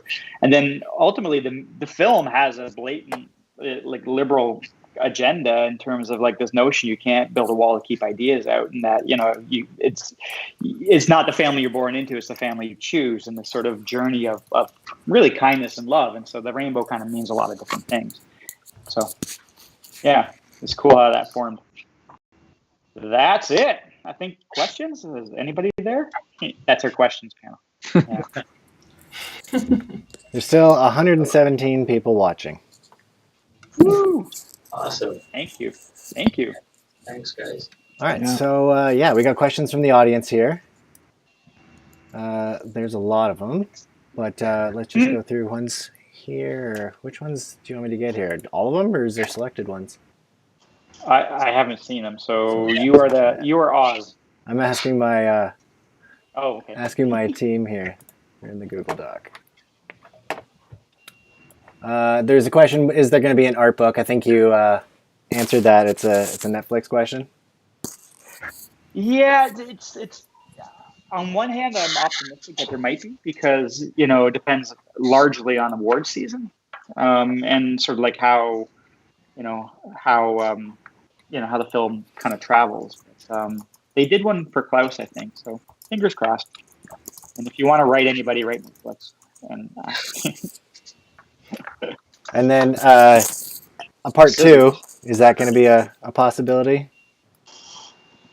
What's that? A part 2? Yeah, Part 2. I think it's always something that if there's the right story. Lois Lowry just published the sequel to the first book, so there's material there that we're chewing on. Perfect. Maybe there will be one. What's that? Just ignore it. Oh, you said comedy gold. Yes. There's a question asking, is the animation on 3s? I think you answered part of this in there. There's a variable there, but maybe talk a bit, Aniket, about timing. It's all mixed in. The theory behind being, as Rob really puts it really well, like embracing the stillness. It's like it's all about what needs to be shown and what the main golden poses of the storytelling poses in the shot dictate. So there was no hard and fast rule. It's just like less is more, and that's why when you don't need it, go on 3s, go on 4s. We got a question from Adriana Blake. Was the author of the book involved during the making of the film? Not so much. Hi, Andrea. I know her. Sure. I think she was supportive at the beginning, and then we kind of like did our thing, and then towards the end, Fiona, which cut was it? It was probably what, like October, November? Yeah, I was gonna say last fall sometime, probably October, right before we did the music score. Yeah. And she said she really loved the parents and she liked the gurgly neck or something like that. So, it was really important to us to keep her sense of humor. And I think that was like that darkness that was in her book. The book has a weird ending. Like Tim ends up marrying the baby and they all move in together and the twins open a sweater shop, don't they, or something? I think so. I don't remember that part. Yeah, it gets weird towards the end. So I remember the parent baby and strange. Got a question from Twin Animation. Were you consciously trying to avoid looking like other major studios? No. I mean, honestly, like I feel like you start designing for the film you see in your head, and it's a number of heads. So Kyle had a very strong cartoon language that he wanted to capture. And certainly when we hired Kelman, he's Madagascar. I worked with him on the Cloudy franchise. And so there's going to be some design leakage because you're dealing with artists that have worked at other places and you want that. But the evolution was sort of organic, I think, in terms of how we found our style. And some of that was, like Seb said, was budget. Like trying to make sure that we could get the movie on the screen, and we made choices. So we could have done more active camera, but we actually leaned hard into the idea of like locking camera, which gave us more detail opportunity to put in our sets. And so like all of that came fairly organically out of our process. Right? So, yeah, and Kris, you said the word choices, which I think is key because we were making specific choices all over the film. And that's one of the things we did from the very beginning was like, don't just put a thing down. Why are you doing what you're doing? And that was very deliberate with animation style and everything. A lot of the time we were trying to service design of the film in all the departments. And I think having that cohesive direction is what made it unique, not necessarily a quest to be unlike something else. Yeah. Got a question on Instagram. Willie Doodles says, "Hey Kris, how entwined was the storyboarding process with the writing? Did it change during edit?" Oh, Fiona? Constantly. People are blaming me for cutting scenes, but I mean, it got rewritten a number of times, right? So, and we were just always just keeping up with whatever inventory we had in edit. So, I always would have this like my little Cintiq, and I'd sit behind Fiona and we would just workshop stuff, and a lot of it was like just sort of throwing drawings into the reel. So I mean our story team, and Mark, you could even speak to this, like there was like we would often start with drafts of the sequences, and we would launch out. I always like to launch off of pages, but there was never any mandate that you guys couldn't like fiddle with it, and then that sort of continued through the process as we would fit stuff into the box, right? Well, I think your process is really big on iteration and finding it and making it better as you go, and just getting it up really fast and testing it, and then seeing what works and doesn't, and changing it. So after we had storyboarded the first full pass of the movie, and we watched it, and then everyone gave notes, and we saw people's reactions, and we digested it, and then you had written the first draft of the script, but now you were also directing. So I remember there was like, after you got this wave of notes, there was this moment where you were trying to, okay, what are all the changes we're going to make? And frantically you made like a jot note of every scene, and then you were assigning that to us as board artists. And I remember just being like, I'm not going to draw any of this until I write it first to make sure it works, because otherwise it's all going to get. Fiona's already cutting so much. But basically, and that's kind of how I got into writing, and the whole time it was always a back and forth, and that's one great thing about your kind of directing process is you're always open to ideas from anyone on the team at any point, and if it worked with the vision and it was a good idea, you would give people credit for it and you would use it, and I think that tied in so much. It was like a family, and we all got to have a say, and it wasn't always good though, Mark. I mean, there was some frustration because you live by the sword, die by the sword. A lot of stuff got cut. But I think it was ultimately healthy as a whole. It was good for the movie at the end. It was good for the movie. But it was interesting. Like your process, you would go to page and you would come at things through writing because that's sort of very natural for you. But like I think like Des, like she would sort of like propose stuff through drawings, and just both of you very funny board artists, and it's just sort of like how people think is really interesting. It almost takes, I think it takes like a year and a bit to sort of work with a board team to really know how to communicate, even, you know what I mean? Like how to get the most out of everybody. I think it's an interesting process. Yeah, and I was gonna say even stuff like that mouth shape thing that you guys were showing with a weird, like Rob was saying that was from an old design. I never saw that design, but that's awesome. And just the fact that tracked through, and like a designer just happened to draw a funny mouth shape, and then someone said, that's a great idea, we've got to use that, and carried through. Because so often there's so much stuff that gets cut, but it's good that kind of so much richness throughout the process got carried through. I remember I know animators are often inspired by board artists a lot too. Like, you see a lot of David Feist drawings, and I don't think our inks could even hit any of that stuff, but it sure gave us. I was just gonna say, like, you kind of came into story like around the time when Dave was boarding on the film, and like you were like just going, we got to get that into the thing. You were grabbing. Yeah. Dave's stuff's amazing, but I mean, honestly, he's a rigorous worst nightmare, because like the way that he draws stuff is so absurd and stretched and bizarre, but it's just got this innate funniness to it. That you have to try and find the essence of somehow in what's available to you.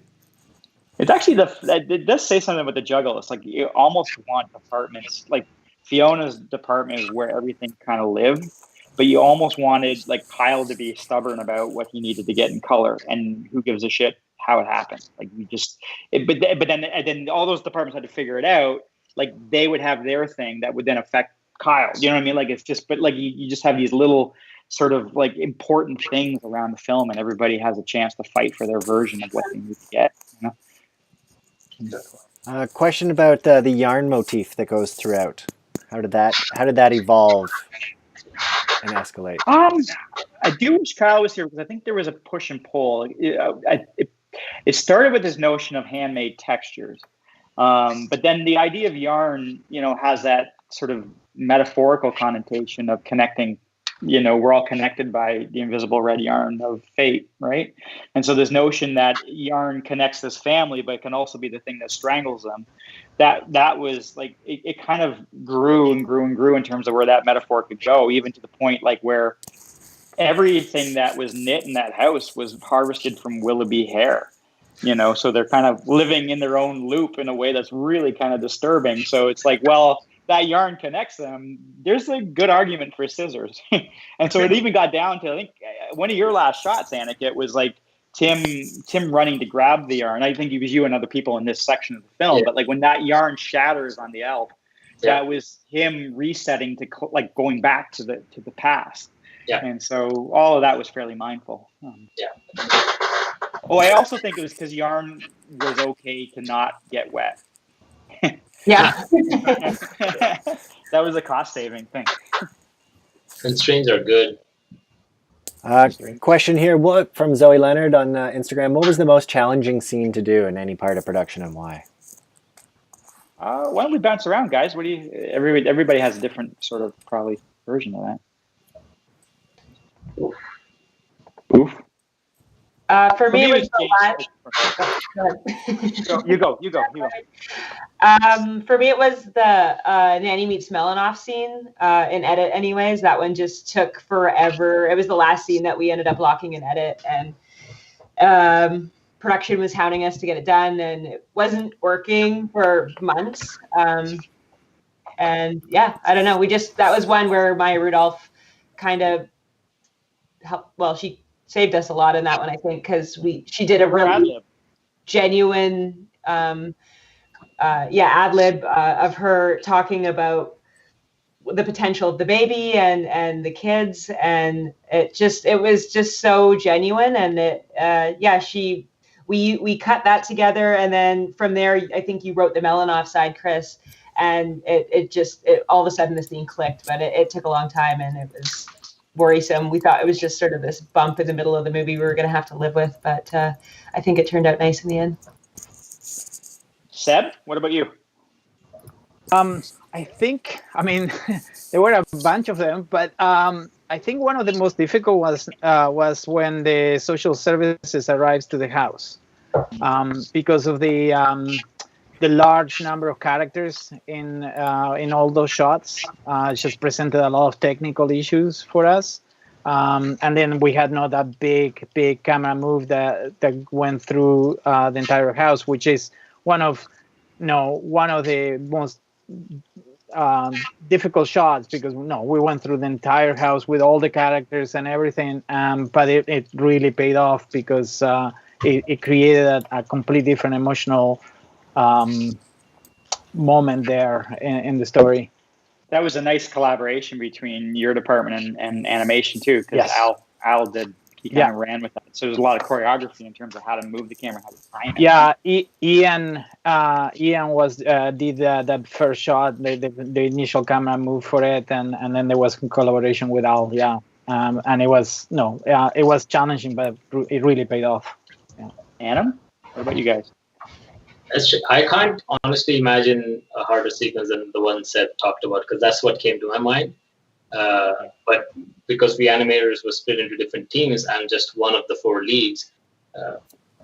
We had some other sequences where Jane discovers the baby, and then Tim and Jane have a tussle where they're trying to just get rid of it and decide. But honestly, that scene with the social service workers, that's got to be the hardest. I didn't work on it, but I'll still give the credit to that scene. That's got to be tough.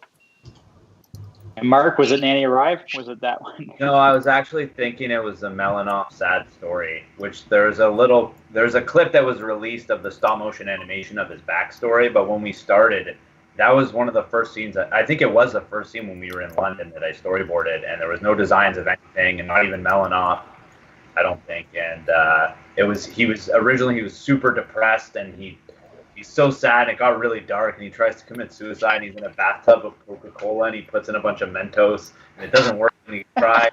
His wife left him for the gelato guy, and he can't make a candy as good as gelato, and he's like crying and just eating like 100 tubs of gelato. And then it ended up, the whole thing was like 7 minutes long of like his whole journey of how he met his wife and built the factory, and then was trying to create the perfect candy, and it went on for really long, and then we kept trying to squish it to fit into the film, and it just we didn't need the backstory to make it work. It was sort of a 7-minute argument why not to leave a baby with this man. Yeah. For me, it was a song like that. It was a high wire act trying to figure out how to get it done and how to make it not suck. So I remember in the script for a long time it said, and then Jane sings the song that perfectly sums up the theme. It was like this impossible task that we could never fill. Yeah, I was using a Gordon Lightfoot song forever in there, like that Winter's Night, which is hard to beat. Gotta love Gord. Next question. All right, yeah, we have one last question for you guys. Was it difficult getting the green light on making a kid story so dark? Actually, surprisingly, not really. No, Netflix was good on that side. Yeah, it was the hardest thing was getting the tone right, because we had a lot of pressure to get that tone to sit right. But Netflix was awesome, and they were so supportive of like the tone of the movie, and wanting it to stay subversive and funny and weird. And I think the trick, Fiona, you remember the screening? We had the screening in 2018 around Christmas, and for me, it was like this moment where you step back from the movie and you show a cold audience, and it was actually playing mean. And it wasn't like Netflix said you can't have a mean movie. It was that we didn't want to make a mean movie, and so our comedy needed to like get more empathy in our characters. And so a lot of it was a painful rearrange of the film, but it was necessary. And so it's that high wire act where it was like constantly going back and forth, call and response, trying to get to an audience to see how we're doing. But they were really supportive. Perfect. All right. Well, thank you so much, you guys. This was incredible. This was absolutely incredible having you all here, having you share all these yarns about this fantastic movie and having the community light up about it. People were really excited about the whole thing. So thank you on behalf of TAAFI and all of us here. Thank you so much for making this such a lovely celebratory experience. Thank you so much. Thanks for having us.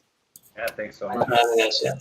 We got a couple of winners here as well. I'm going to announce those guys. So a few people are winning some original drawings from Kris, and some people are winning some posters. So Sherry Beltran, Steph Braithwaite, Tally Lawrence, Amanda Lowe, and Desiree Witt are a couple of winners. And we have some other winners somewhere. I don't know where they are. I don't know where they are, guys. But thank you so much. And if you want to donate still, wherever they are, bottom there, wherever winners, those right? winners are, they're there. And we're going to do another one of these live streams coming up. So if you like this, then subscribe to TAAFI.com, and we'll tell you about the next one because it's going to be awesome as well. We got a conference in November, which is going to be a great time. I'd like to thank our main sponsor, Switch Animation, for helping us put this on. And again, one last time, thank you to Kris and the gang. Let's all give them a big round of applause for putting this on and going over time as well. It was incredible. Thank you, guys. Thank you. Thanks so much. And we'll see you next time. See you guys.